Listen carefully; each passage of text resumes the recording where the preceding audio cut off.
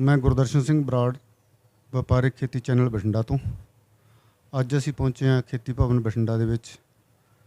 ਖੇਤੀ ਵਿਸ਼ਾ ਵਸਤੂ ਦੇ ਮਾਹਰ ਸਰਦਾਰ ਜਸਵੀਰ ਸਿੰਘ ਜੀ ਗੁਮਟੀ, ਜੋ ਕਿ ਪਹਿਲਾਂ ਵੀ ਨੈਸ਼ਨਲ ਚੈਨਲ 'ਤੇ ਜਾਂ ਖੇਤੀ ਸੰਬੰਧੀ ਕਾਫੀ ਜਾਣਕਾਰੀਆਂ ਕਿਸਾਨਾਂ ਤੱਕ ਦੇ ਚੁੱਕੇ ਹੈ। ਅੱਜ ਇਹਨਾਂ ਨਾਲ ਗੱਲ ਕਰਾਂਗੇ ਝੋਨੇ ਦੀ ਸਿੱਧੀ ਬਿਜਾਈ ਦੇ ਬਾਰੇ 'ਚ। ਡਾਕਟਰ ਸਾਹਿਬ ਸਤਿ ਸ਼੍ਰੀ ਅਕਾਲ। ਬਹੁਤ ਬਹੁਤ ਮਿਹਰਬਾਨੀ ਜੀ ਵਪਾਰਕ ਖੇਤੀ ਚੈਨਲ ਵੱਲੋਂ ਸਰਦਾਰ ਗੁਰਦਰਸ਼ਨ ਸਿੰਘ ਜੀ ਅਤੇ ਤੁਹਾਡੇ ਸਮੁੱਚੇ ਦਰਸ਼ਕਾਂ ਦਾ, ਜਿਨ੍ਹਾਂ ਨੇ ਸਮਾਂ ਕੱਢ ਕੇ ਕਿਸਾਨੀ ਹਿੱਤ ਦੇ ਵਿੱਚ ਸਾਡੇ ਦਰਮਿਆਨ ਪਹੁੰਚੇ ਤਾਂ ਕਿ ਕਿਸਾਨਾਂ ਨੂੰ ਨਵੀਆਂ ਸੇਧਾਂ ਦਿੱਤੀਆਂ ਜਾ ਸਕਣ ਜੀ। ਡਾਕਟਰ ਸਾਹਿਬ DSR ਦੇ ਬਾਰੇ 'ਚ ਕੀ ਜਾਣਕਾਰੀ ਦੇਣਾ ਚਾਹੋਗੇ ਕਿ DSR ਦੀ ਜ਼ਰੂਰਤ ਕਿਉਂ ਪਈ ਅਤੇ ਇਹਦੇ ਬਾਰੇ ਕੀ ਧਾਰਨਾ ਹੈਗੀ ਹੈ ਕਿਸਾਨ ਦੇ ਵਿੱਚ? ਦੇਖੋ, DSR ਆਪਣੇ ਆਪ ਦੇ ਵਿੱਚ ਝੋਨੇ ਦੀ ਸਿੱਧੀ ਬਿਜਾਈ ਹੈ ਡਰਿੱਲ ਦੇ ਨਾਲ। ਜਿਵੇਂ ਅਸੀਂ ਕਣਕ ਦੀ ਬਿਜਾਈ ਕਰਦੇ ਹਾਂ ਰੌਣੀ ਕਰਕੇ ਸੁਹਾਗਾ ਮਾਰ ਕੇ, ਉਸੇ ਤਰ੍ਹਾਂ ਹੀ ਝੋਨੇ ਦੀ ਬਿਜਾਈ ਜਿਹੜੀ ਹੈਗੀ ਹੈ ਉਹ ਮਸ਼ੀਨਾਂ ਦੇ ਨਾਲ ਕਰਵਾਉਣ ਦਾ ਇੱਕ ਉਪਰਾਲਾ ਹੈ, ਜਿਹੜਾ ਕਿ ਪਿਛਲੇ ਕਈ ਸਾਲ ਤੋਂ ਚੱਲ ਰਿਹਾ। ਲੇਕਿਨ ਹੁਣ ਇਹ ਬਹੁਤ ਵੱਡੇ ਪੱਧਰ 'ਤੇ ਜ਼ਿਮੀਂਦਾਰ ਇਸ ਨੂੰ ਆਪਣੇ ਖੇਤਾਂ 'ਚ ਅਪਣਾਉਣ ਜਾ ਰਹੇ ਹੈ।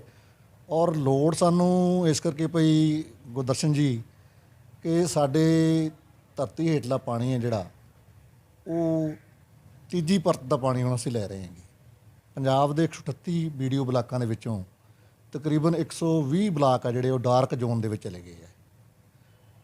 ਇਸ ਕਰਕੇ ਅਸੀਂ ਨਹੀਂ ਚਾਹੁੰਦੇ ਕਿ ਸਾਡਾ ਜਿਹੜਾ ਪਾਣੀ ਹੈ ਧਰਤੀ ਹੇਠਲਾ, ਜਿੰਨਾ ਕੁ ਸਾਨੂੰ ਬਜ਼ੁਰਗ ਦੇ ਕੇ ਗਏ ਹੈ, ਉਹ ਅਸੀਂ ਖ਼ਤਮ ਕਰ ਲਈਏ ਅਤੇ ਆਉਣ ਵਾਲੀਆਂ ਨਸਲਾਂ ਅਤੇ ਆਉਣ ਵਾਲੀਆਂ ਜਿਹੜੀਆਂ ਪੀੜ੍ਹੀਆਂ ਸਾਨੂੰ ਉਲਾਂਭੇ ਦੇਣ ਕਿ ਸਾਡੇ ਬਜ਼ੁਰਗ ਕੀ ਗਲਤੀ ਕਰਕੇ ਸਾਡੇ ਵਾਸਤੇ ਪਾਣੀ ਨਹੀਂ ਛੱਡ ਕੇ ਗਏ। ਇਸ ਕਰਕੇ ਇਸ ਵਿਧੀ ਦੇ ਨਾਲ ਬਹੁਤ ਸਾਰੇ ਬਚਤ ਹੁੰਦੀ ਹੈ। ਔਰ ਖ਼ਾਸ ਤੌਰ 'ਤੇ ਜਿਹੜਾ ਅਸੀਂ ਚਾਹੁੰਦੇ ਹਾਂ ਕਿ ਪਾਣੀ ਜਿਹੜਾ ਹੈਗਾ 30% ਤੱਕ ਪਾਣੀ ਦੀ ਬਚਤ ਹੁੰਦੀ ਹੈ ਜੇ ਝੋਨੇ ਦੀ ਸਿੱਧੀ ਬਿਜਾਈ ਅਸੀਂ ਡਰਿੱਲ ਨਾਲ ਕਰਦੇ ਹਾਂ। ਸੋ ਇਹ ਕਿਸਾਨ ਵੀਰੋ, ਮੈਂ ਤੁਹਾਡੀ ਜਾਣਕਾਰੀ ਲਈ ਦੱਸਦੇ ਹਾਂ ਕਿ ਇਸ ਵਾਸਤੇ ਬਹੁਤ ਵੱਡੇ ਪੱਧਰ 'ਤੇ ਮਹਿਕਮਾ ਖੇਤੀਬਾੜੀ ਉਪਰਾਲੇ ਕਰ ਰਿਹਾ ਹੈ। ਹਰ ਪਿੰਡ ਦੇ ਵਿੱਚ ਜ਼ਿਲ੍ਹਾ ਪੱਧਰ ਤੋਂ ਲੈ ਕੇ ਬਲਾਕ ਪੱਧਰ ਦੇ ਕੈਂਪਾਂ ਰਾਹੀਂ ਅਤੇ ਪਿੰਡ ਪੱਧਰ ਦੇ ਕੈਂਪਾਂ ਰਾਹੀਂ ਸਾਡੇ ਕੋਲ ਐਕਸਪਰਟ ਤੁਹਾਡੇ ਆ ਰਹੇ ਹੈ ਤਾਂ ਉਹਨਾਂ ਦੀਆਂ ਗੱਲਾਂ ਬਾਤਾਂ ਸੁਣੋ, ਉਹਨਾਂ ਨੂੰ ਸਵਾਲ ਕਰੋ, ਆਪਣੇ ਸ਼ੰਕੇ ਨਿਵਰਤ ਕਰੋ ਤਾਂ ਕਿ ਵੱਧ ਤੋਂ ਵੱਧ ਰਕਬਾ ਅਸੀਂ ਇਸ ਝੋਨੇ ਦੀ ਸਿੱਧੀ ਬਿਜਾਈ ਥੱਲੇ ਜਿਹੜਾ ਉਹ ਲਿਆ ਸਕੀਏ ਜੀ। ਡਾਕਟਰ ਸਾਹਿਬ, ਕਿਸਾਨ ਨੂੰ ਮੁਸ਼ਕਲਾਂ ਕੀ ਆਉਂਦੀਆਂ ਇਸ ਨੂੰ ਸਿੱਧੀ ਬਿਜਾਈ ਕਰਨ ਦੇ ਵਿੱਚ? ਦੇਖੋ ਜੀ, ਬਿਜਾਈ ਵੇਲੇ ਤਾਂ ਜ਼ਿਮੀਂਦਾਰ ਨੂੰ ਕੋਈ ਮੁਸ਼ਕਲ ਨਹੀਂ ਆਉਂਦੀ ਗੁਰਦਰਸ਼ਨ ਜੀ, ਕਿਉਂਕਿ ਬਿਜਾਈ ਵੇਲੇ ਮੋਟੇ ਤੌਰ 'ਤੇ ਜਿਹੜਾ ਹੈਗਾ ਅਸੀਂ ਖੇਤ ਨੂੰ ਕੰਪਿਊਟਰ ਵਾਲੇ ਕਰਾਹੇ ਨਾਲ ਕਰਾਉਣਾ ਹੈਗਾ, ਬਿਲਕੁਲ ਪੱਧਰ ਕਰਨਾ ਹੈ, ਸਮਤਲ ਕਰਨਾ ਹੈ। ਉਦੋਂ ਬਾਅਦ ਰੌਣੀ ਕਰਕੇ ਕਿਆਰੇ ਪਾ ਕੇ ਰੌਣੀ ਕਰਕੇ, ਔਰ ਜਿੰਨੇ ਕਿਆਰੇ ਦੇ ਵਿੱਚ ਜਿੰਨੇ ਗੇੜੇ ਆ ਸਕਦੇ ਆ ਮਸ਼ੀਨ ਦੇ, ਓਡਾ ਹੀ ਕਿਆਰਾ ਪਾਉਣਾ ਹੈ ਤਾਂ ਕਿ ਵੱਟਾਂ ਵਾਲੇ ਪਾਸੇ ਜਾਂ ਦੂਰੇ ਗੇੜਾ ਸਾਡਾ ਨਾ ਲੱਗੇ। ਜ਼ਿਮੀਂਦਾਰ ਨੂੰ ਧਿਆਨ ਰੱਖਣ ਦੀ ਲੋੜ ਹੈ। ਔਰ ਜਦੋਂ ਕੰਪਿਊਟਰ ਕਰਾ ਜ਼ਿਮੀਂਦਾਰ ਭਰਾਓ ਤੁਸੀਂ ਲਾਤਾ, ਵੱਟਾਂ ਪਾਤੀਆਂ, ਵੱਟਾਂ ਪਾਉਣ ਤੋਂ ਬਾਅਦ ਜਿਹੜੇ ਵੱਟਾਂ ਦੇ ਨਾਲ ਥਾਂ ਨੀਵਾਂ ਰਹਿ ਗਿਆ, ਜਿਹੜੀ ਸਮੱਸਿਆ ਜ਼ਿਮੀਂਦਾਰ ਨੂੰ ਆ ਰਹੀ ਹੈ, ਤੁਸੀਂ ਸਮੱਸਿਆ ਬਾਰੇ ਪੁੱਛਿਆ, ਜਿਹੜਾ ਵੱਟਾਂ ਦੇ ਨਾਲ ਜਿੰਦਰੇ ਨੇ ਮਿੱਟੀ ਚੱਕ ਲਈ ਉਹ ਨੀਵੀਂ ਰਹਿ ਗਈ, ਉੱਥੇ ਬੀਜ ਡੂੰਘਾ ਕਰਨ ਦੀ ਖਾਤਰ ਅਸੀਂ ਮਸ਼ੀਨ ਡੂੰਘੀ ਕਰਾਂਗੇ। ਜਦੋਂ ਡੂੰਘੀ ਕਰਾਂਗੇ ਅਤੇ ਜਿਹੜਾ ਜਿੰਦਰੇ ਤੋਂ ਪਾਸੇ ਵਾਲਾ ਥਾਂ ਰਹਿ ਗਿਆ, ਜਿੱਥੇ ਜਿੰਦਰੇ ਨੇ ਮਿੱਟੀ ਚੱਕ ਲਈ ਉਹ ਤਾਂ ਵੱਟ 'ਤੇ ਗਈ, ਤਾਂ ਜਿਹੜਾ ਜਿੰਦਰੇ ਤੋਂ ਪਾਸੇ ਵਾਲਾ ਵਿਚਾਲ ਵਾਲਾ ਥਾਂ ਰਹਿ ਗਿਆ, ਉਹ ਦੋਨਾਂ ਉਹ ਉੱਚਾ ਸੀਗਾ, ਉੱਥੇ ਝੋਨਾ ਡੂੰਘਾ ਚਲਾ ਜਾਣਾ ਹੈ ਅੱਧੀ ਇੰਚੀ ਨਾਲੋਂ। ਅਤੇ ਜਿੱਥੇ ਤੁਹਾਡਾ ਜਿਹੜਾ ਹੈਗਾ ਵੱਟ ਪਾਈ ਹੈ ਜਿੰਦਰੇ ਨਾਲ, ਉੱਥੇ ਜਿਹੜਾ ਹੈਗਾ ਉਹ ਹੋਛਾ ਰਹਿ ਜਾਣਾ ਹੈ। ਸੋ ਇਹਦੇ ਨਾਲ ਉਗਰੇਵੇਂ ਦੇ ਵਿੱਚ ਫਰਕ ਪੈਂਦਾ ਜ਼ਿਮੀਂਦਾਰ। ਸੋ ਮੇਰੀ ਜ਼ਿਮੀਂਦਾਰ ਨੂੰ ਗੁਜ਼ਾਰਿਸ਼ ਹੈ ਵੀ ਬਹੁਤ ਵੱਡਾ ਮਸਲਾ ਨਹੀਂ, ਵੱਟਾਂ ਪਾ ਕੇ ਕੰਪਿਊਟਰ ਕਰਨ ਲੱਗ ਗਿਆ, ਉਦੋਂ ਬਾਅਦ ਤੁਸੀਂ ਇੱਕ ਗੇੜਾ ਸੁਹਾਗੇ ਦਾ ਦੋਨਾਂ ਵੱਟਾਂ ਦੇ ਦੋਨੇ ਪਾਸੇ ਨਾਲ ਲੰਘਾ ਦੇਣਾ ਤਾਂ ਕਿ ਉਹ ਸੁਹਾਗਾ ਜਿਹੜਾ ਹੈ ਕੁਛ ਵੱਟ ਨਾਲ ਮਿੱਟੀ ਲਾ ਲਏ, ਕੁਛ ਖੇਤ 'ਚੋਂ ਮਿੱਟੀ ਚੱਕ ਕੇ, ਅਤੇ ਜਿਹੜਾ ਉਹ ਜਿੰਦਰੇ ਵਾਲਾ ਪਾੜਾ ਹੈ, ਜਿੰਦਰੇ ਵਾਲਾ ਜਿਹੜਾ ਉਹ ਖੱਪਾ ਪਾਤਾ, ਜਿਹੜੀ ਇੰਚ ਜਾਂ ਪੌਣੇ ਇੰਚ ਮਿੱਟੀ ਚੱਕ ਲਈ, ਉਹ ਬਿਲਕੁਲ ਦੂਜੇ ਵਾਹਣ ਦੇ ਬਰਾਬਰ ਹੋ ਜੇ ਤਾਂ ਕਿ ਬੀਜਣ ਵੇਲੇ ਜ਼ਿਮੀਂਦਾਰ ਨੂੰ ਕੋਈ ਇਸ ਤਰ੍ਹਾਂ ਦੀ ਸਮੱਸਿਆ ਜਿਹੜੀ ਉਹ ਨਾ ਆਵੇ ਜੀ। ਨਦੀਨਾਂ ਸੰਬੰਧੀ ਜਿਹੜੀ ਹੈਗੀ ਆ ਆਮ ਝੋਨੇ ਅਤੇ DSR ਦੇ ਵਿੱਚ ਕੀ ਫਰਕ ਆਉਂਦਾ ਹੈ ਅਤੇ ਉਸ ਨੂੰ ਕਿਸ ਤਰ੍ਹਾਂ ਹੱਲ ਕੀਤਾ ਜਾ ਸਕਦਾ ਹੈ?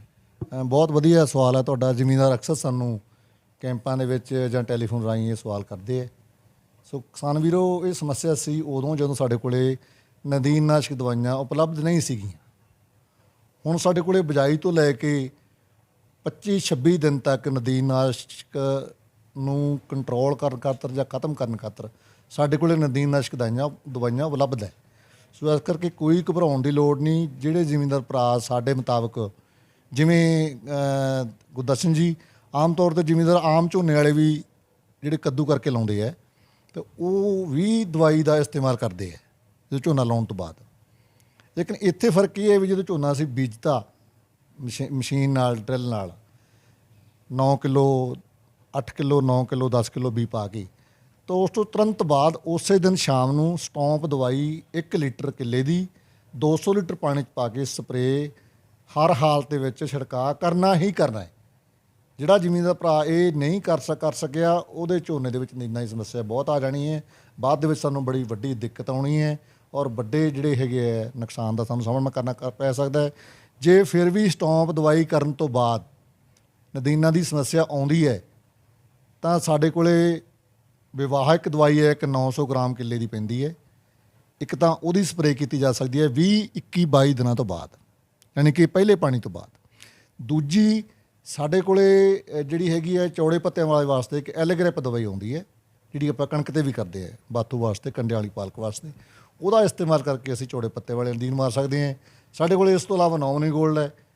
ਜੇ 20-21 ਦਿਨ ਤੋਂ ਪਹਿਲੇ ਪਾਣੀ ਤੋਂ ਬਾਅਦ ਨਦੀਨ ਫਿਰ ਉਗਦੇ ਹੈ ਤਾਂ ਅਸੀਂ ਨੋਮਨੀ ਗੋਲਡ ਦੀ ਵਰਤੋਂ ਕਰਕੇ ਜਿਹੜੇ ਹੈਗੇ ਸਵਾਂਕੀ ਵਗੈਰਾ ਨਦੀਨ ਹੈ ਜਿਹੜੇ, ਉਹਨਾਂ ਦੀ ਰੋਕਥਾਮ ਕਰ ਸਕਦੇ ਹਾਂ।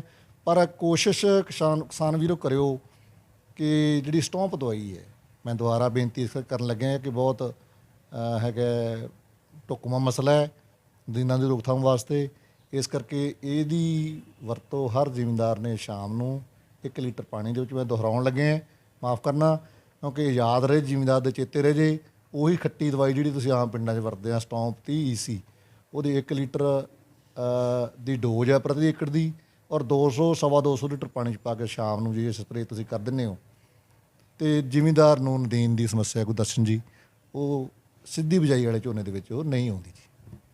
ਡਾਕਟਰ ਸਾਹਿਬ, ਜਿਹੜੀਆਂ ਇਹ ਦਵਾਈਆਂ ਦੱਸੀਆਂ ਤੁਸੀਂ, ਇਹ ਦਵਾਈਆਂ ਮਾਰਕੀਟ 'ਚ ਉਪਲਬਧ ਵੀ ਹੈਗੀਆਂ? ਕਿਤੇ ਇਹ ਤਾਂ ਨਹੀਂ ਹੈਗਾ ਕਿ ਮਾਰਕੀਟ ਦੇ ਵਿੱਚ ਜਦੋਂ ਕਿਸਾਨ ਲੈਣ ਜਾਵੇ ਉਦੋਂ ਜਾਂ ਤਾਂ ਉਹਦਾ ਰੇਟ ਹੀ, ਜਦੋਂ ਸਿੱਧੀ ਬਿਜਾਈ ਸਭ ਨੇ ਕਰ ਲਈ, ਉਹਦਾ ਰੇਟ ਹੀ ਡਬਲ ਹੋ ਜੇ, ਜਾਂ ਕਿਸੇ ਥਾਂ ਤੋਂ ਮਿਲੇ ਨਾ, ਜਾਂ ਪਿਛਲੇ ਸਮਿਆਂ ਦੇ ਵਿੱਚ ਇਹ ਮਿਲਦੀਆਂ ਰਹੀਆਂ, ਐਤਕੀਆਂ ਉਪਲਬਧ ਹੈਗੀਆਂ ਮਾਰਕੀਟ 'ਚ? ਬਿਲਕੁਲ ਜੀ, ਮਹਿਕਮਾ ਖੇਤੀਬਾੜੀ ਅਤੇ ਕਿਸਾਨ ਭਲਾਈ ਵਿਭਾਗ ਵੱਲੋਂ, ਪੰਜਾਬ ਵੱਲੋਂ ਪਹਿਲਾਂ ਹੀ ਇਹਦਾ ਪ੍ਰਬੰਧ ਜਿਹੜਾ ਕਰ ਲਿਆ ਗਿਆ, ਜਿਹੜੀਆਂ ਦਵਾਈਆਂ ਦਾ ਮੈਂ ਜ਼ਿਕਰ ਕੀਤਾ। ਸੋ ਤੁਹਾਨੂੰ ਬਿਲਕੁਲ ਘਬਰਾਉਣ ਦੀ ਲੋੜ ਨਹੀਂ, ਕੋਈ ਬਲੈਕ ਮਾਰਕੀਟ ਨਹੀਂ ਹੋਊਗੀ। ਸਾਡੀਆਂ ਬਕਾਇਦਾ ਟੀਮਾਂ ਬਣੀਆਂ ਹੋਈਆਂ ਜ਼ਿਲ੍ਹਾ ਪੱਧਰ ਤੇ, ਬਲਾਕ ਪੱਧਰ ਤੇ, ਸਟੇਟ ਪੱਧਰ ਤੇ। ਸੋ ਬਕਾਇਦਾ ਉਹਨਾਂ ਦੀ ਮੋਨੀਟਰਿੰਗ ਹੋ ਰਹੀ ਹੈ ਸਾਰਾ ਪ੍ਰਬੰਧ ਕੀਤਾ ਹੋਇਆ। ਗੁਰਦਰਸ਼ਨ ਜੀ, ਸਾਰਾ ਰਕਬਾ ਇਸ DSR ਥੱਲੇ ਨਹੀਂ ਜਾਣਾ, ਸਾਨੂੰ ਪਤਾ ਹੈ, ਔਰ ਅਸੀਂ ਸਾਰਾ ਰਕਬਾ ਲਿਜਾਣਾ ਵੀ ਨਹੀਂ ਚਾਹੁੰਦੇ। ਅਸੀਂ ਸਿਰਫ ਉਹ ਰਕਬਾ ਲਿਜਾਣਾ ਚਾਹੁੰਦੇ ਹਾਂ ਜਿਹੜਾ ਭਾਰੀਆਂ ਜ਼ਮੀਨ ਨੇ, ਜਾਂ ਜਿੱਥੇ 15-16 ਸਾਲ ਝੋਨਾ ਲੱਗਦੇ ਨੂੰ ਹੋ ਗਏ। ਭਾਰੀਆਂ ਜਾਂ ਦਰਮਿਆਨੀਆਂ ਜ਼ਮੀਨਾਂ ਦੇ ਵਿੱਚ ਅਸੀਂ DSR ਕਰਨੀ ਚਾਹੁੰਦੇ ਹਾਂ। ਔਰ ਕਰਨ ਦਾ ਮਕਸਦ ਇੱਕ ਤਾਂ ਮੈਂ ਤੁਹਾਨੂੰ ਪਹਿਲਾਂ ਦੱਸਤਾ, ਦੂਜਾ ਕਿ ਲੇਬਰ ਦਾ ਕਿਸਾਨ ਵੀਰੋ ਰੇਟ ਬਹੁਤ ਜ਼ਿਆਦਾ ਹੈ, ਉੱਥੇ ਤੁਹਾਡੀ 5-6 ਹਜ਼ਾਰ ਰੁਪਏ ਦੀ ਬਚਤ ਜਿਹੜੀ ਹੋ ਜਾਣੀ ਹੈ। ਜਿਹੜੀ ਲੇਬਰ ਜਿਹੜੀ ਹੈਗੀ ਆਮ ਤੌਰ 'ਤੇ ਜਿਹੜੀ ਹੈਗੀ ਉਹ ਯੂਨਾਈਟ ਹੋ ਗਈ ਹੈ, ਇਕੱਠੇ ਹੋ ਗਏ ਹੈ, ਅਤੇ ਉਹ ਬਕਾਇਦਾ ਕਈ ਵਾਰੀ ਅਖਬਾਰਾਂ ਦੇ ਵਿੱਚ ਮਤੇ ਪੜ੍ਹਨ ਨੂੰ ਵੀ ਤੁਹਾਨੂੰ ਮਿਲੇ ਹੋਣੇ ਆ, ਅਖਬਾਰਾਂ ਦੇ ਵਿੱਚ ਵੀ, TV ਵਿਵਾਦਿਤ ਮਸਲੇ ਬਣਦੇ ਹੈ। ਸੋ ਇੱਕ ਤਾਂ ਉੱਤੇ ਇਹ ਬਚਤ ਹੁੰਦੀ ਹੈ ਲੇਬਰ ਦੀ ਸਿੱਧੇ ਤੌਰ 'ਤੇ। ਦੂਜਾ, ਜਿਹੜਾ ਕੱਦੂ ਤੁਸੀਂ ਕਰਨ ਵੇਲੇ ਡੀਜ਼ਲ ਫੂਕਦੇ ਹੋ, ਰੋਟਾਵੇਟਰ ਚਲਾਉਂਦੇ ਹੋ ਜਾਂ ਕਲਟੀਵੇਟਰ ਚਲਾ ਕੇ ਤੇ ਸੁਹਾਗੇ ਮਾਰਦੇ ਹੋ, ਉਹ ਡੀਜ਼ਲ ਦੀ ਬਚਤ ਹੈ। ਮਸ਼ੀਨਰੀ ਦੀ ਜਿਹੜੀ ਤੋੜ ਭੱਜ ਹੈ ਉਹ ਬਿਲਕੁਲ ਨਹੀਂ ਇਹਦੇ ਵਿੱਚ। ਔਰ ਤਕਰੀਬਨ ਜੇ ਡੀਜ਼ਲ ਦੀ ਗੱਲ ਕਰਾਂ ਮੈਂ ਤਾਂ 4 ਲੀਟਰ ਨਾਲ ਸਿੱਧੀ ਬਿਜਾਈ ਜਿਹੜੀ ਹੈ 1 ਕਿੱਲੇ ਦੀ ਝੋਨੇ ਦੀ ਇਹ ਹੋ ਜਾਂਦੀ ਹੈ। ਸੋ ਇਸ ਕਰਕੇ ਕੋਈ ਦਿੱਕਤ ਨਹੀਂ। ਜ਼ਿਮੀਂਦਾਰ ਨੂੰ ਝੋਨਾ ਲਾਉਣ ਸਾਰੀ, ਮੰਨ ਲਓ ਜੇ 6000 ਰੁਪਏ ਰੇਟ ਵੀ ਚੱਲਦਾ ਲੇਬਰ ਦਾ, ਅਤੇ ਗੁਰਦਰਸ਼ਨ ਜੀ 10 ਕਿੱਲੇ ਜ਼ਿਮੀਂਦਾਰ ਨੇ ਝੋਨਾ ਲਾਇਆ ਹੈ, ਅਤੇ ਉਹਦਾ 60,000 ਰੁਪਇਆ ਮਤਲਬ ਲਾਉਣ ਵਾਲੇ ਦਿਨ ਹੀ ਬਚ ਗਿਆ। ਜਿਹੜਾ ਡੀਜ਼ਲ ਉਹਨੇ ਮਤਲਬ ਕੱਦੂ ਕਰਨ ਵੇਲੇ ਜਾਂ ਵੱਟਾਂ ਪੋਚਣ ਵੇਲੇ ਜਾਂ ਧੋੜੀਆਂ ਖਿੱਚਣ ਵੇਲੇ, ਲੇਬਰ ਲਾਉਣ ਵੇਲੇ ਮਤਲਬ ਖਰਚਾ ਕੀਤਾ, ਕੋਈ ਖਰਚਾ ਨਹੀਂ। ਮਸ਼ੀਨ ਜਿਹੜੀ ਸਾਡੀ ਪ੍ਰੋਪਰ ਸਿੱਧੀ ਬਿਜਾਈ ਵਾਸਤੇ ਬਣਾਈ ਹੈ, ਲੱਕੀ ਸੀਡ ਡਰਿਲ ਹੈ, ਯੂਨੀਵਰਸਿਟੀ ਨੇ ਬਣਾਈ ਹੈ, ਜਿਹੜੀ ਨਾਲੋਂ ਨਾਲ ਸਪਰੇਅ ਵੀ ਕਰ ਦਿੰਦੀ ਹੈ ਨਦੀਨਨਾਸ਼ਕ ਦਵਾਈ ਦੀ। ਸੋ ਉਹਦੀ ਵਰਤੋਂ ਕਰਕੇ ਆਪਾਂ ਬੀਜ ਪਾ ਕੇ, ਭਿਉਂਤਾ ਹੋਇਆ ਬੀਜ ਸੁਕਾ ਕੇ ਤੇ ਉਹਨੂੰ ਤੁਸੀਂ ਡਰਿਲ 'ਚ ਪਾ ਕੇ ਬੀਜ ਦਿਓ। ਤੇ ਜਿਹੜੇ ਤੁਹਾਡੇ ਆ ਬੇਲੋੜੇ ਖੇਤੀ ਖਰਚੇ ਹੈ, ਗੁਰਦਰਸ਼ਨ ਜੀ ਮੈਂ ਇੱਥੇ ਤੁਹਾਨੂੰ ਬੇਨਤੀ ਵੀ ਕਰਨੀ ਚਾਹੂੰਗਾ, ਕਿਸਾਨ ਵੀਰਾਂ ਨੂੰ ਦੱਸਣਾ ਵੀ ਚਾਹੂੰਗਾ ਕਿ ਖੇਤੀ ਉਹਨਾਂ ਚਿਰ ਕਾਮਯਾਬ ਨਹੀਂ ਕਿਸਾਨ ਵੀਰੋ ਜਿੰਨਾ ਚਿਰ ਤੁਸੀਂ ਬੇਲੋੜੇ ਖੇਤੀ ਖਰਚੇ ਨਹੀਂ ਘਟਾਉਂਦੇ।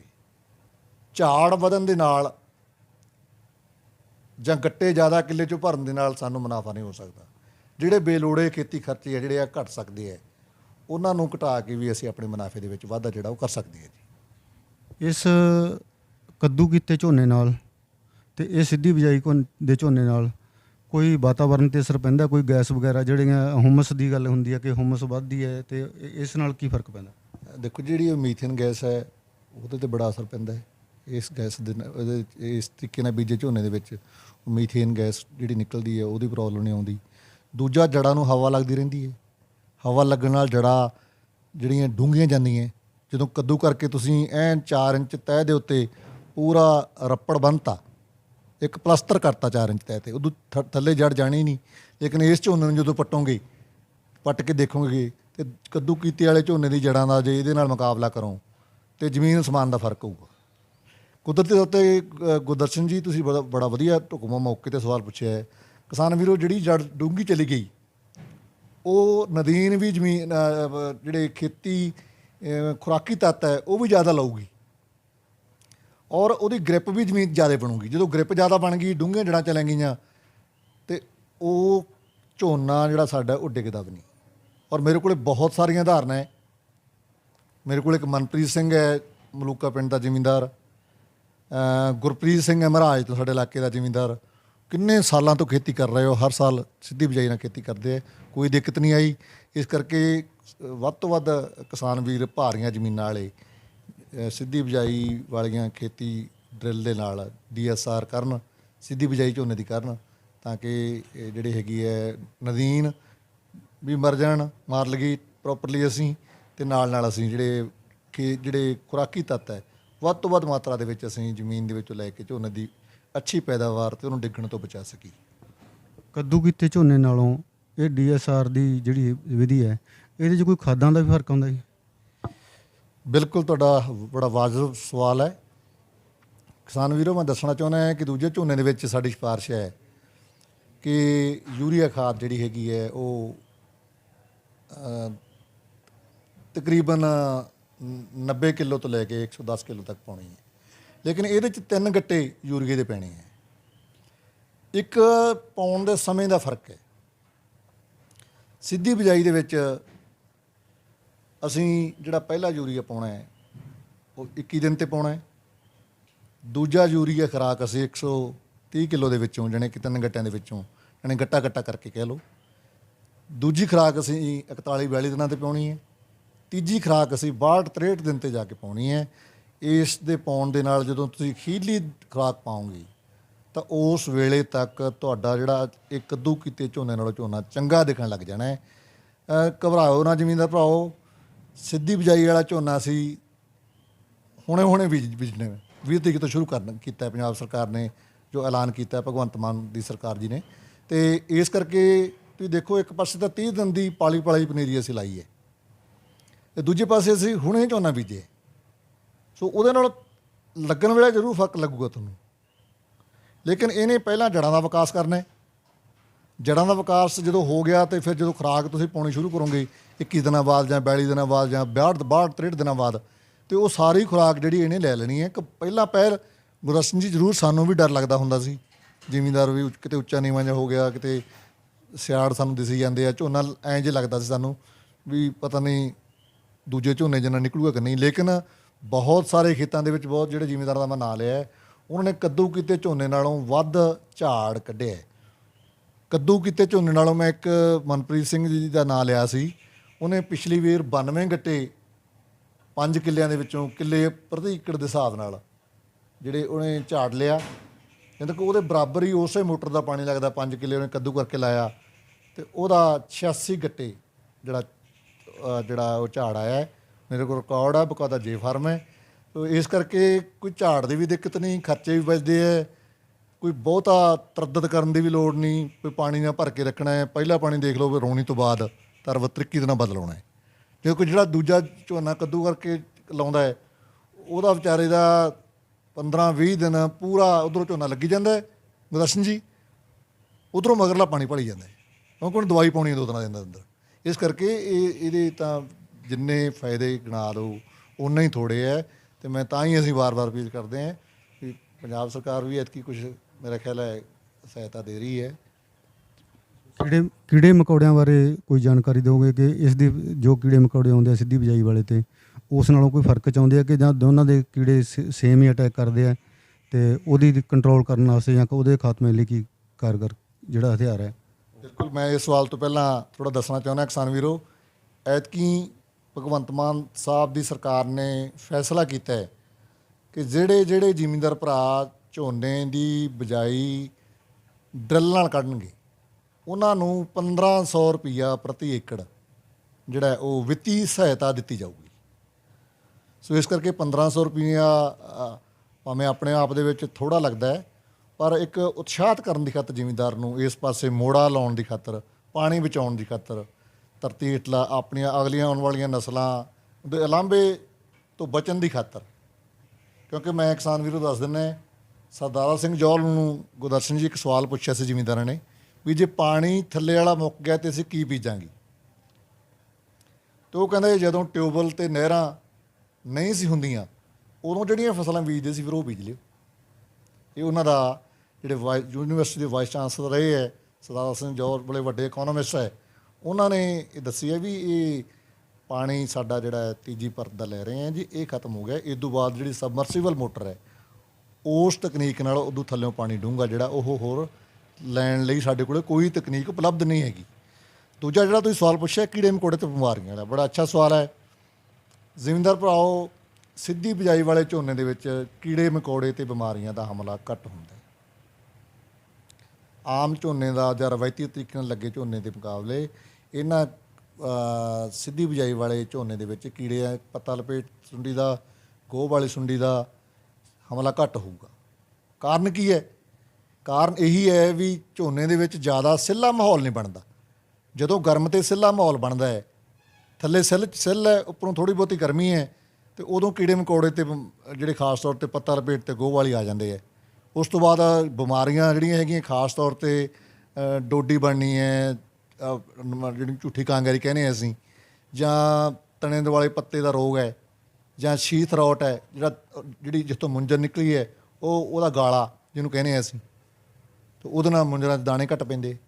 ਸੋ ਇਹ ਸਾਰੀਆਂ ਬਿਮਾਰੀਆਂ ਦਾ ਅਲਾਮਤਾਂ ਜਾਂ ਬਿਮਾਰੀਆਂ ਕਹਿ ਲਓ, ਇਹਨਾਂ ਤੋਂ ਛੁਟਕਾਰਾ ਸਾਨੂੰ ਜੇ ਪਵਾਉਂਦੀ ਹੈ ਤਾਂ ਉਹ ਝੋਨੇ ਦੀ ਸਿੱਧੀ ਬਿਜਾਈ ਹੈ, ਜਿਨ੍ਹਾਂ ਨੂੰ ਬੜੀ ਸ਼ਿੱਦਤ ਨਾਲ ਜ਼ਿਲ੍ਹਾ ਪ੍ਰਸ਼ਾਸਨ ਅਤੇ ਪੰਜਾਬ ਸਰਕਾਰ ਅਤੇ ਜ਼ਿਲ੍ਹਾ ਪ੍ਰਸ਼ਾਸਨ ਅਤੇ ਹੋਰ ਨਾਲ ਲੱਗਦੇ ਸਾਡੇ ਮਹਿਕਮੇ ਜਿਹੜੇ ਕਿਸਾਨੀ ਨਾਲ ਜੁੜੇ ਹੋਏ ਹੈ, ਉਹਨਾਂ ਦੀਆਂ ਬਕਾਇਦਾ ਟੀਮਾਂ ਬਣ ਗਈਆਂ। ਸਾਰੇ ਜ਼ੋਰ ਲਾ ਰਹੇ ਹਾਂ ਅਸੀਂ ਤਾਂ ਕਿ ਵੱਧ ਤੋਂ ਵੱਧ ਰਕਬਾ ਸਿੱਧੀ ਬਿਜਾਈ ਥੱਲੇ ਜਿਹੜਾ ਉਹ ਲਿਆਂਦਾ ਜਾਵੇ। ਕਿਸਾਨ ਵੀਰੋ, 1500 ਰੁਪਏ ਸਹਾਇਤਾ ਕੋਈ ਸਰਕਾਰ ਵੱਲੋਂ ਬਹੁਤੀ ਵੱਡੀ ਸਹਾਇਤਾ ਤਾਂ ਨਹੀਂ ਹੈ, ਪਰ ਇੱਕ ਇਹ ਸਾਬਤ ਕਰਦੀ ਹੈ ਕਿ ਸਰਕਾਰ ਤੁਹਾਡੇ ਨਾਲ ਖੜੀ ਹੈ ਜਾਂ ਤੁਹਾਡੇ ਸਹਿਯੋਗੀ ਹੈਗੀ ਹੈ। ਪਰ ਡਾਕਟਰ ਸਾਹਿਬ, ਇੱਕ ਸਵਾਲ ਹੋ ਰਿਹਾ ਹੈ ਕਿ ਇਸ ਵਾਰ ਤਾਪਮਾਨ ਵੱਧ ਰਿਹਾ ਹੈ, ਕਿਤੇ ਉਹ ਆਪਣੇ ਆੜੇ ਤਾਂ ਨਹੀਂ ਆਏਗਾ ਇਸ ਸਕੀਮ ਦੇ, ਜਾਂ ਕਿਸਾਨ ਨੂੰ ਨੁਕਸਾਨ ਹੋਵੇ ਕਿ ਵੀ ਇਸ ਵਾਰ ਜਿਹੜਾ ਹੈਗਾ ਉਹ ਝੋਨਾ ਸਿੱਧੀ ਬਿਜਾਈ ਜਿਹੜੀ ਹੈਗੀ ਹੈ ਨਾਲ ਜੋ ਹੋ ਰਿਹਾ ਹੈ ਉਹਦੇ ਲਈ ਮਤਲਬ ਕੋਈ ਮੁਸ਼ਕਿਲ ਖੜੀ ਹੋਵੇ ਸਿੱਧੀ ਬਿਜਾਈ ਵਾਲੇ ਕਿਸਾਨ? ਬੜਾ ਅੱਛਾ ਸਵਾਲ ਹੈ ਕਿਸਾਨ ਵੀਰੋ। ਤੁਸੀਂ ਜਦੋਂ ਰੌਣੀ ਕਰਕੇ ਉਦੋਂ ਬਾਅਦ ਖੇਤ ਤਿਆਰ ਕਰਨਾ ਹੈ ਤਰਵੱਤਰ, ਤਾਂ ਤੁਹਾਡੇ ਖੇਤ ਦੇ ਵਿੱਚ ਸਿੱਲ ਪੂਰੀ ਹੋਣੀ ਚਾਹੀਦੀ ਹੈ। ਇੱਕ ਤਾਂ ਇਹ ਗੱਲ ਹੈ, ਸਿੱਲ ਪੂਰੀ ਹੋਣੀ ਚਾਹੀਦੀ ਹੈ, ਮਤਲਬ ਤੁਹਾਡੇ ਜੋ ਤੁਸੀਂ ਉਸ ਕਿਆਰੇ ਦੇ ਵਿੱਚ ਤਿਆਰ ਕੀਤੇ ਕਿਆਰੇ ਦੇ ਵਿੱਚ ਝੋਨਾ ਬੀਜਣ ਤੋਂ ਪਹਿਲਾਂ ਤੁਰੋਂ, ਤੁਹਾਡੇ ਪੈਰਾਂ ਨੂੰ ਮਿੱਟੀ ਲੱਗਦੀ ਹੋਵੇ ਪਰ ਪੈਰ ਖੁੱਭਦੇ ਨਾ ਹੋਣ, ਮੋਟਾ ਸਾਬ ਹੈ। ਜਾਂ ਕਹਿ ਲਓ ਵੀ ਟਰੈਕਟਰ ਦੀਆਂ ਗੁੱਡੀਆਂ ਨੂੰ ਮਿੱਟੀ ਲੱਗਦੀ ਹੋਵੇ ਪਰ ਗੁੱਡੀਆਂ ਬਹੁਤ ਜ਼ਿਆਦਾ ਖੁੱਭਦੀਆਂ ਨਾ ਹੋਣ। ਇਹ ਹੈ ਸਹੀ ਅਤੇ ਢੁਕਵਾਂ ਟਾਈਮ ਜਦੋਂ ਤੁਸੀਂ ਝੋਨੇ ਦੀ ਬਿਜਾਈ ਕਰਨੀ ਹੈ। ਇਹ ਕਿਸੇ ਖੇਤ ਦੇ ਵਿੱਚ ਚੌਥੇ ਦਿਨ ਵੀ ਆ ਸਕਦਾ ਹੈ, ਕਿਸੇ ਖੇਤ ਦੇ ਵਿੱਚ ਖੇਤ ਦੀ ਤਸਵੀਰ ਮੁਤਾਬਕ 5ਵੇਂ 6ਵੇਂ ਦਿਨ ਵੀ ਆ ਸਕਦਾ ਹੈ। ਪਰ ਆਪਾਂ ਖਿਆਲ ਰੱਖਣਾ ਹੈ, ਜੇ ਤੁਹਾਡੀ ਗੱਲ ਸਹੀ ਹੈ, 20 ਤਰੀਕ ਤੋਂ ਅਸੀਂ ਝੋਨੇ ਦੀ ਬਿਜਾਈ ਦੀ ਸਿਫਾਰਿਸ਼ ਕਰਦੀ ਹੈ ਪੰਜਾਬ ਸਰਕਾਰ, ਮਹਿਕਮਾ ਖੇਤੀਬਾੜੀ ਅਤੇ ਕਿਸਾਨ ਭਲਾਈ ਵਿਭਾਗ। ਜੇ ਥੋੜ੍ਹੀ ਬਹੁਤੀ ਗਰਮੀ 21 ਤਰੀਕ ਨੂੰ ਵੱਧਦੀ ਹੈ ਤਾਂ ਇੱਕ ਅੱਧਾ ਦਿਨ ਲੇਟ ਵੀ ਕੀਤਾ ਜਾ ਸਕਦਾ, ਕੋਈ ਐਡੀ ਗੱਲ ਨਹੀਂ ਹੈਗੀ। ਇੱਕ ਅੱਧੇ ਦਿਨ ਨਾਲ ਬਾਹਲਾ ਫਰਕ ਨਹੀਂ ਪੈਣਾ, ਪਰ ਇਹਦੇ ਨਾਲ ਹਾਂ ਵੀ ਟੈਂਪਰੇਚਰ ਡਾਊਨ ਆ ਜਾਣਾ। ਵੈਸੇ ਵੀ ਅਸੀਂ ਚਾਹੁੰਦੇ ਹਾਂ ਕਿਉਂਕਿ ਆਮ ਤੌਰ ਤੇ ਜਿਹੜੀ ਇਹ ਮੌਨਸੂਨ ਦੀ ਬਾਰਿਸ਼ ਹੈ ਜਿਹੜੀ ਉਹ ਜੇ ਟਾਈਮ ਸਿਰ ਆ ਜੇ ਮੌਨਸੂਨ ਤੇ ਪੰਜਾਬ ਦੇ ਵਿੱਚ ਉਹ 30 ਤਰੀਕ ਦੇ 30 ਜੂਨ ਦੇ ਲਾਗੇ ਛਾਗੇ ਹੁੰਦੀ ਹੈ। ਤੇ ਜੇ 20 ਤਰੀਕ ਨੂੰ ਵੀ ਝੋਨਾ ਬੀਜਿਆ ਜਾਂਦਾ ਤੇ ਉਹ ਅਗਰੇਵਾਂ ਵਗੈਰਾ ਪ੍ਰੋਪਰ ਹੋ ਜਾਣਾ ਹੈ, ਕਰੰਟ ਤੋਂ ਬਚ ਜਾਣਾ ਹੈ। ਤੇ ਜੇ ਕਰੰਟ ਦੇ ਵਿੱਚ ਵੀ ਆਉਂਦਾ ਹੈ ਤੇ ਸਿੰਪਲੀ ਜਾਲ ਨਾਲ ਜਾਂ ਹੈਰੋ ਨਾਲ ਕਰੰਟ ਭੰਨ ਕੇ ਅਸੀਂ ਉਹ ਝੋਨੇ ਦਾ ਅਗਰੇਵਾਂ ਜਿਹੜਾ ਪੂਰਾ ਲੈ ਸਕਦੇ ਹਾਂ। ਤੁਸੀਂ ਡਾਕਟਰ ਸਾਹਿਬ ਕਿਸਾਨ ਨਾਲ ਬਹੁਤ ਸਿੱਧੇ ਤੌਰ ਤੇ ਜੁੜੇ ਹੋਏ ਹੋ, ਬਹੁਤ ਨਜ਼ਦੀਕੀ ਤੋਂ ਕਿਸਾਨਾਂ ਨੂੰ ਜਾਣਦੇ ਹੋ, ਪਿੰਡ ਪੱਧਰ ਤੇ ਵੀ ਮਤਲਬ ਜਿਹੜਾ ਹੈਗਾ ਤੁਹਾਡੀ ਪਕੜ ਹੈ ਕਿਸਾਨਾਂ ਦੇ ਵਿੱਚ। ਕੋਈ ਕਿਸਾਨ ਇਸ ਤਰ੍ਹਾਂ ਦਾ ਹੈ ਕਿ ਜੋ ਇਹ ਝੋਨੇ ਤੋਂ ਖਹਿੜਾ ਛੱਡਿਆ ਹੋਵੇ, ਉਹਨੇ ਉਹ ਝੋਨਾ ਬੀਜਦਾ ਹੀ ਨਾ ਹੋਵੇ ਤੇ ਉਹਦੀ ਥਾਂ ਤੇ ਉਸ ਤੋਂ ਵਧੀਆ ਫਸਲ ਜਾਂ ਉਸ ਦੇ ਬਰਾਬਰ ਦੀ ਫਸਲ ਲੈ ਸਕਦਾ ਹੋਵੇ?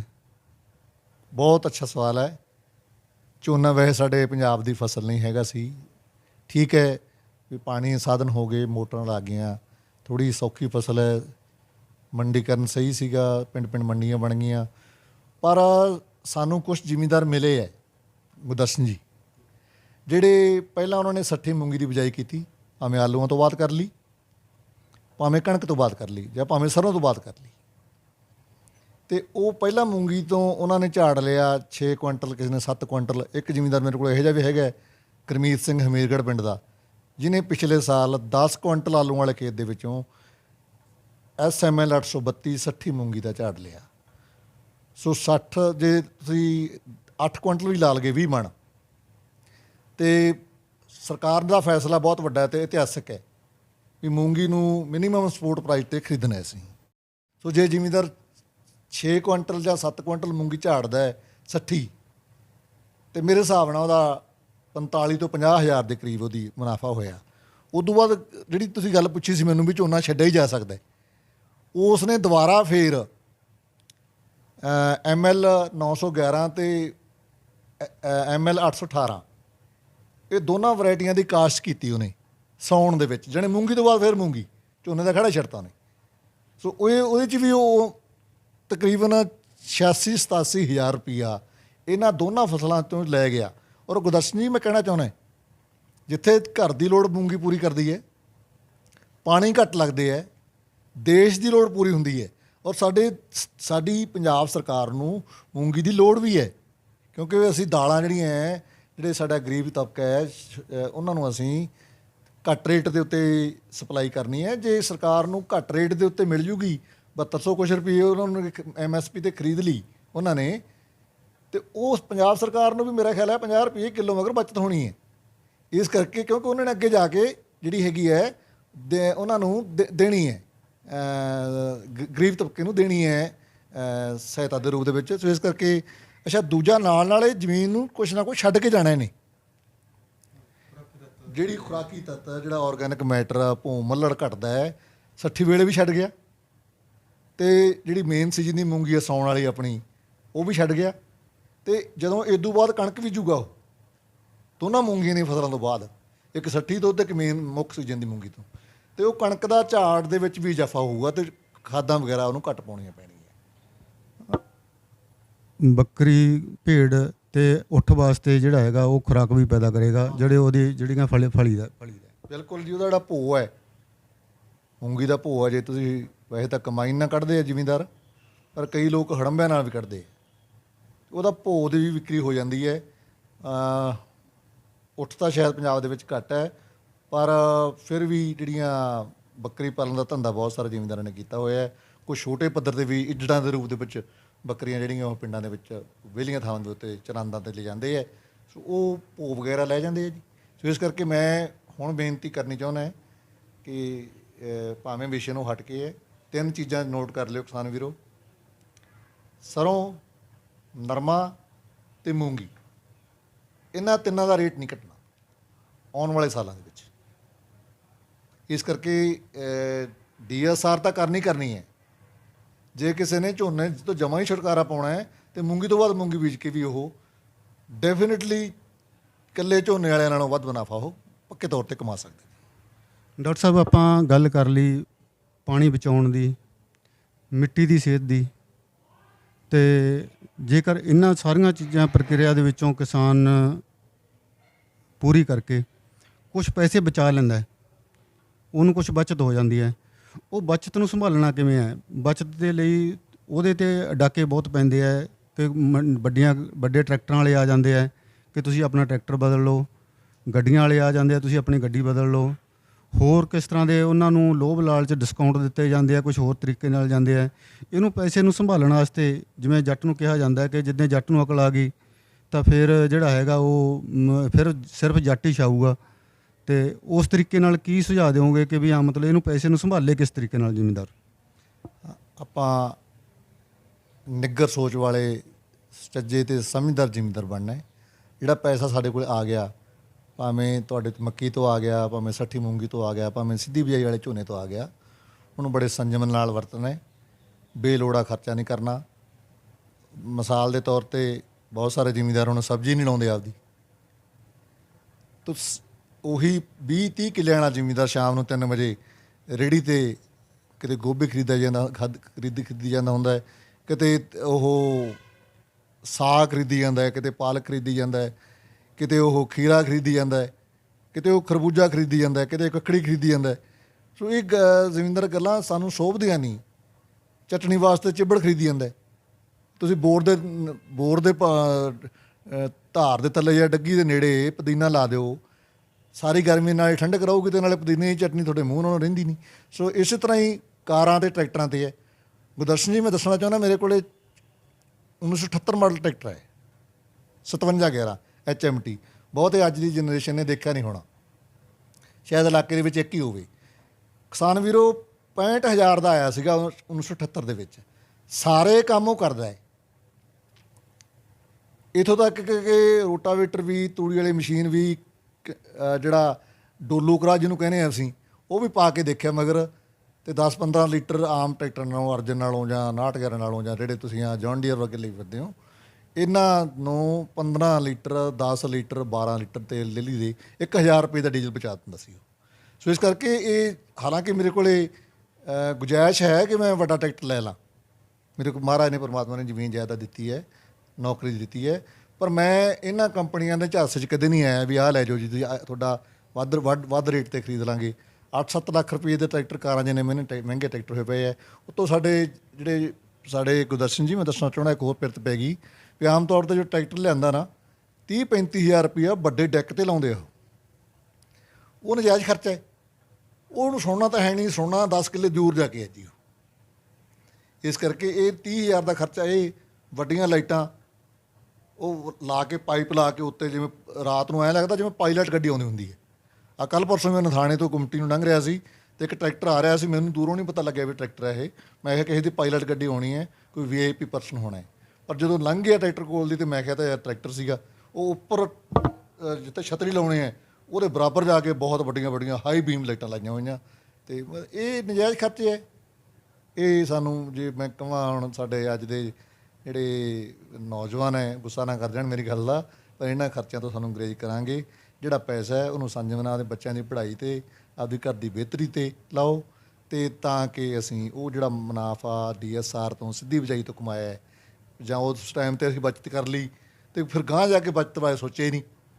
ਇਸ ਤਰ੍ਹਾਂ ਮਤਲਬ ਸਾਰੇ ਤਰ੍ਹਾਂ ਦੀਆਂ ਸਬਜ਼ੀਆਂ ਆਪ ਬੀਜੋ, ਦਾਲਾਂ ਆਪ ਬੀਜੋ, ਸਿੱਧੀ ਬਿਜਾਈ ਕਰੋ, ਮੂੰਗੀ ਬੀਜੋ, ਮੱਕੀ ਬੀਜੋ, ਤਾਂ ਕਿ ਵਾਧੂ ਇਨਕਮ, ਵਿਹਲੇ ਸਮੇਂ 'ਚ ਵਾਧੂ ਇਨਕਮ ਕਮਾ ਕੇ ਅਸੀਂ ਆਪਣੇ ਘਰ ਦੀ ਬਿਹਤਰੀ ਨੂੰ ਹੋਰ ਚਾਰ ਚੰਨ ਜਿਹੜੇ ਉਹ ਲਾ ਸਕੀਏ।